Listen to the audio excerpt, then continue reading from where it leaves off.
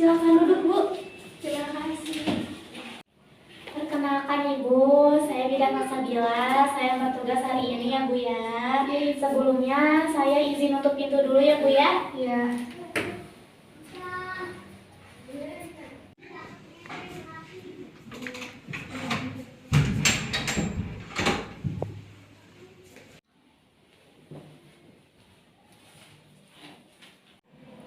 Sebelumnya ada yang bisa saya bantu Ibu? Ibu, saya kan udah buat janji ya 2 minggu yang lalu mau konseling tentang KB. Oh, Ibu sudah membuat janji dengan saya Bu ya. Kalau Iya, boleh Ibu. tahu dengan Ibu siapa? Nama saya Alinda Firly, Bu. Baik Ibu, benar. Ibu sudah membuat janji dengan saya 2 minggu yang lalu untuk konseling tentang pemilihan KB yang benar ya Bu ya. Iya. Kalau boleh tahu umur Ibu berapa? Umur saya 25 tahun, Ibu. Sebelumnya apa Ibu pernah memakai KB? Belum pernah, Ibu. Soalnya ini anak pertama saya. Ibu sebelumnya Ibu apa punya keluhan atau alasan kenapa Ibu pengen pakai KB? Jadi gini ya Ibu, saya kan baru 3 bulan yang lalu lahiran. Nah, anak saya juga masih pada kecil. Jadi saya belum mau punya anak lagi gitu. Terus suami saya juga nyaranin buat pakai KB. Sebelumnya Ibu apakah sudah mendengar informasi tentang KB? Pernah Ibu dari teman sama kakak ipar saya. Jadi saya cuma dapat informasi kalau tentang pel KB sama suntik KB aja, tapi saya nggak tahu yang aman buat saya yang mana gitu. Baik Ibu, memang KB itu ada kekurangan dan kelebihannya masing-masing Ibu. Tapi di sini saya akan menjelaskan cara pemakaian KB yang baik untuk Ibu, apalagi Ibu sekarang sedang menyusui kan? Ya Ibu, benar. Sebelumnya Ibu, suami Ibu sedang bekerja ya? Iya Ibu, suami saya lagi kerja, jadi nggak bisa nganterin saya ke sini. Jadi saya ke sini datang sendiri. Oh baik Ibu. Oh iya Ibu, jadi seperti yang sudah kita janjikan 2 minggu yang lalu, kita di sini akan berkonsultasi tentang pemilihan KB yang benar ya Bu ya. Nah iya ya Ibu, udah 2 minggu yang lalu saya janji sama Ibu buat konseling KB, jadi saya datang ke sini deh Ibu. Oh iya Ibu, sebelumnya Ibu sudah berdiskusi dengan suami belum mengenai pemakaian KB ini? Sudah sempat Ibu, soalnya kan ini buat kenyamanan kita berdua ya Ibu. Jadi saya juga pengennya suami sama saya fokus dulu ke anak yang pertama, biar ada jeda gitu antara anak pertama sama anak kedua. Oh gitu ya Bu ya. Ya Ibu, saya paham Ibu pasti bingung ya mau pakai KB atau enggak. Nah di sini saya akan menjelaskannya Bu ya, bagaimana cara memakai KB yang benar. Yang pertama, Ibu sama suami harus memastikan dulu tujuan Ibu memakai KB itu untuk apa. Lalu yang kedua juga Ibu harus mengenali kondisi Ibu, apakah tubuh Ibu sedang baik atau tidak. Nah yang ketiga, Ibu harus menyesuaikan KB dengan umur Ibu dan suami Ibu.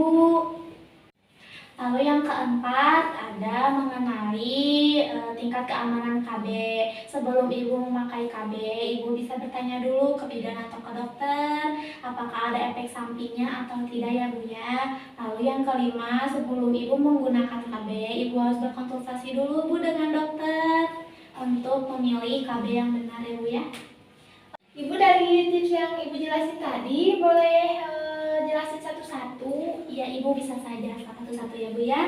Tips yang pertama itu sebelum Ibu menggunakan KB, Ibu sama suami Ibu harus memastikan dulu Ibu tujuannya memakai KB untuk apa. Kalau Ibu sama suami memakai KB-nya untuk jarak pendek, Ibu bisa menggunakan kondom ya Bu ya. Lalu kalau Ibu ingin menggunakan untuk jarak panjang, Ibu bisa menggunakan IUD. Ibu, kan tadi ada pemakaian KB yang disesuaikan umur ya Ibu, itu maksudnya apa Ibu? Nah Ibu, untuk poin yang kedua ya Bu ya, ketika Ibu memakai KB, Ibu harus sesuaikan dengan umur Ibu dan suami Ibu. Nah kan umur Ibu sekarang 25 tahun ya Bu ya, terus baru ngelahirin juga, terus harus menyusui juga ya Bu ya. Nah KB yang bisa Ibu pakai itu seperti AKDR atau alat kontrasepsi dalam rahim. Fungsinya untuk memberi jarak Bu antara dua anak, terus tidak mengurangi reproduksi ASI juga Bu untuk Ibu yang sedang menyusui. Ibu, kan tadi ada apa sih pemakaian KB sesuai kondisi, emang ngaruh ya Ibu?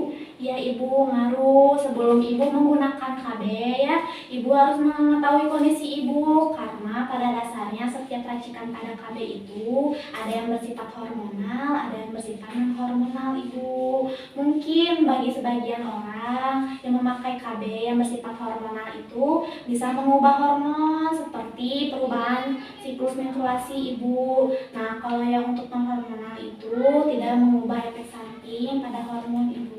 Ibu, perbedaan hormonal sama non hormonal emang apa Ibu? Kalau yang hormonal itu Ibu bisa merubah hormon, ya seperti yang tadi saya katakan bisa mengubah siklus menstruasi. Nah, kalau yang non hormonal itu tidak ada efek samping sama sekali Ibu bagi tubuh Ibu. Ibu, jadi yang termasuk KB hormonal sama non hormonal apa Ibu?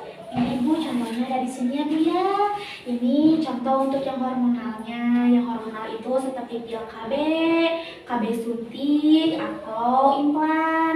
Nah, ini untuk yang non hormonalnya Ibu ada kondom atau IUD. Baik Ibu. Nah Ibu, untuk poin yang keempat, sebelum Ibu menggunakan KB, Ibu harus mengetahui keamanan KB tersebut ya Bu ya. Memang Ibu, KB itu untuk menunda kehamilan ya Bu ya, tapi kenyataannya tidak begitu Ibu. Maka dari itu Ibu juga harus berkonsultasi dengan suami memilih KB yang mana ya Bu ya. Oh, berarti Ibu tidak semua alat KB bisa mencegah kehamilan ya? Iya Ibu, betul. Karena kan memang dalam setiap KB itu punya kekurangan dan kelebihannya masing-masing ya Bu ya. Nah, Ibu juga sebelum menggunakan KB, Ibu harus berkonsultasi dulu Ibu ke dokter kandungan ya, untuk mengetahui apakah Ibu punya riwayat kesehatan atau tidak. Kalau Ibu punya riwayat kesehatan, itu bisa mengganggu pada pemasangan KB tersebut Ibu. Maka dari itu Ibu harus berkonsultasi dulu ya dengan suami, pergi ke dokter kandungan untuk konsultasi tentang kesehatan Ibu dulu, baru bisa menggunakan KB. Ya Ibu, sekarang saya mengerti mengenai pemakaian KB yang aman dan nyaman. Ya Ibu, terus Ibu perasaan Ibu sekarang gimana? Sekarang saya sudah lebih lega ya Ibu, karena saya juga sudah lebih paham mengenai pemakaian KB yang aman dan nyaman. Saya sekarang ngerti kalau setiap KB ada kelebihan sama kekurangannya masing-masing. Iya Ibu, betul. Maka dari itu sebelum Ibu menggunakan KB, Ibu bisa berdiskusi dulu dengan suami ingin menggunakan KB yang seperti apa ya Bu ya. Ya Ibu, baik, saya akan diskusikan nanti sama suami saya mau pakai KB yang seperti apa. Ya Ibu, bagaimana Ibu penjelasannya? Apakah sudah cukup jelas Ibu? Sudah cukup jelas Ibu. Baik Ibu, kalau Ibu mempunyai keluhan lain dalam beberapa hari ke depan ya Bu ya, atau Ibu masih bingung memilih KB yang mana, Ibu bisa kembali ke sini bersama suami Ibu dan berkonsultasi dengan saya lagi ya Bu ya. Baik Ibu, jika nanti ada keluhan saya datang ke sini lagi ya. Iya Ibu. Baik Ibu, mungkin itu saja yang bisa saya sampaikan ya Bu ya mengenai tips memakai KB yang aman dan nyaman. Jika Ibu ada keluhan lain, Ibu bisa kembali ke sini ya Bu ya. Lalu ini Ibu, di sini ada penjelasan yang tadi saya sampaikan ya Bu ya, sudah ada di sini. Lalu ini contoh-contohnya juga sudah ada, bisa Ibu bawa pulang, bisa Ibu baca kembali bersama suami di rumah ya Bu ya. Ya Ibu, terima kasih ya Ibu atas penjelasan dan sarannya. Kalau gitu saya pamit pulang ya Ibu. Ya Ibu. Baik Ibu, saya pulang dulu ya Ibu. Ya Ibu, silakan.